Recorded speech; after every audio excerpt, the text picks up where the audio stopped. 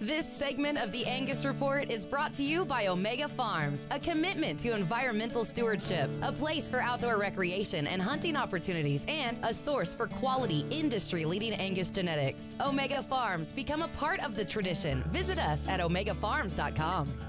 Welcome back. 20 years ago, consumer demand for beef lagged. Beef industry leaders were in search of a way to monitor and improve beef quality and consumer eating satisfaction. Beef demand, they determined, would rest on meeting customer expectations. The National Beef Quality Audit began in 1991 as the first step toward assessing those expectations and has since shaped the way the cattle business operates. The audit, which is performed every 4 years, helps drive industry progress and serves as a roadmap toward improved beef quality. Here, we sit down with Ryan Ruppert of NCBA's Beef Quality Assurance Program to discuss 2011 NBQA findings. The very first National Beef Quality Audit was just absolutely integral to where we are right now. Back in the 90s, we were a very commodity-based industry. And with a commodity-based industry, every producer is producing essentially the same thing and getting the same price. The National Beef Quality Audit gave producers the opportunity to go out and make those changes to implement things like beef quality assurance in their program, to go out and capture more value for the cattle that they produced. National Beef Quality Audit has 4 different phases.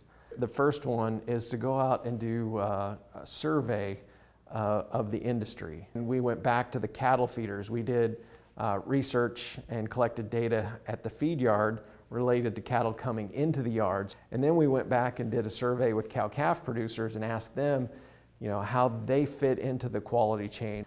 The second phase is going in and looking at the quality and the consistency of the carcasses that we're sending to the packers.